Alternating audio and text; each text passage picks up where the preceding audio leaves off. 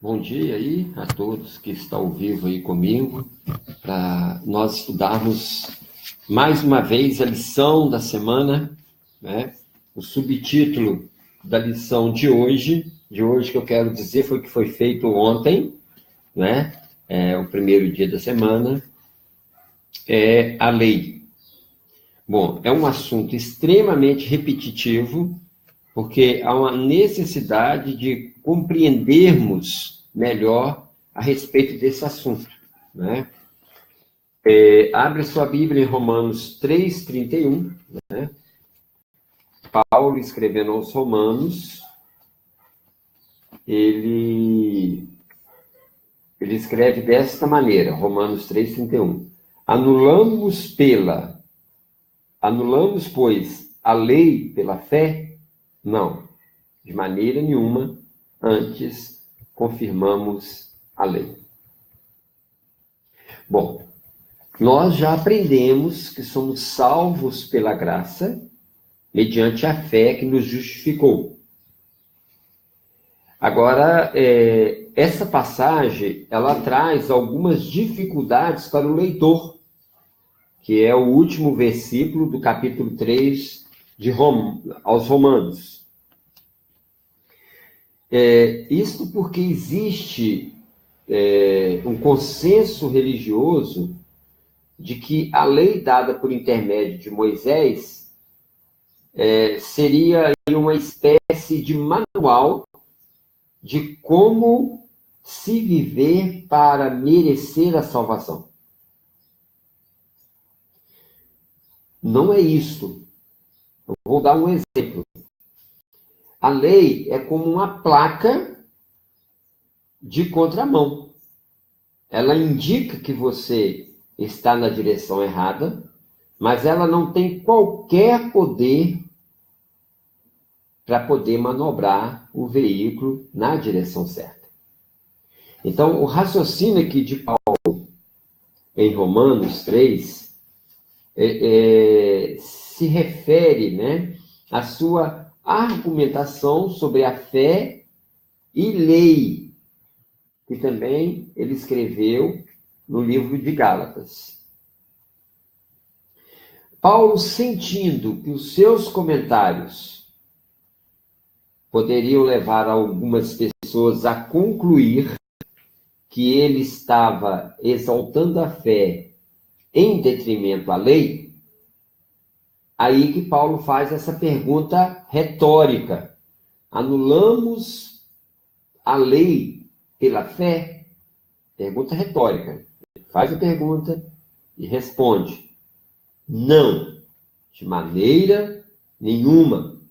Antes confirmamos a lei. A palavra usada aí para anular, a raiz dessa palavra no grego é katargeo. Essa palavra ela é usada com frequência e essa palavra é melhor traduzida como anular, abolir, desfazer ou mesmo destruir. Gente, olha só, se Paulo quisesse apoiar a ideia que a lei foi cravada na cruz do Calvário, ou foi desfeita, ou foi abolida, como alguns pensam que sim, essa seria uma boa oportunidade para ele falar, não é verdade? Mas Paulo não apenas negou essa opinião com um enfático não, e afirmou categoricamente que o Evangelho estabelece a lei. Interessante. Além disso, em si mesmo, a fé genuína, ela envolve uma disposição sem reservas para cumprir a vontade de Deus em uma vida de obediência à sua lei.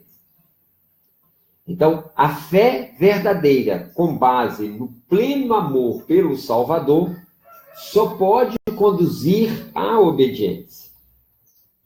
Né? E eu volto a dizer aqui, né? Você vai ler o livro de Tiago, a carta, né, de Tiago, e a carta de Paulo. E vocês vão ver como que os dois se completam nessa questão de fé e obras, né? Também em Romanos 4, 8, mais uma vez, Paulo, ele vai contra aqueles que acham que o pessoal do Velho Testamento foi salvo por obras da lei e o pessoal do Novo Testamento pela graça. Não foi assim. Em todas as épocas, eu repito, o homem foi salvo da mesma forma.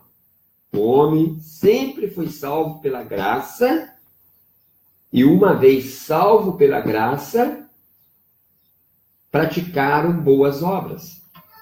Porque se não pratica boas obras depois que é salvo, mostra que foi uma fé falsa, não foi uma fé verdadeira, foi uma fé morta, não foi fé, foi presunção. Então, Abraão, ele se tornou justo, não porque ele saiu de Harã, não porque ele deu o seu filho, quando Deus pediu que sacrificasse Isaac, né? Mas ele tornou-se justo porque ele creu, né? Davi também mostrou isso no Salmo, que ele recebeu perdão, que ele foi justificado, não por obras da lei, mas sempre pela graça. Então, Abraão, vamos repetir, ele não foi salvo pelas obras, ele foi salvo pela graça e justificado pela fé. Mas nós devemos chegar a uma conclusão, ou concluir uma coisa, que as obras, elas não produzem fé, mas a fé produz obras, e as obras confirmam a sua fé.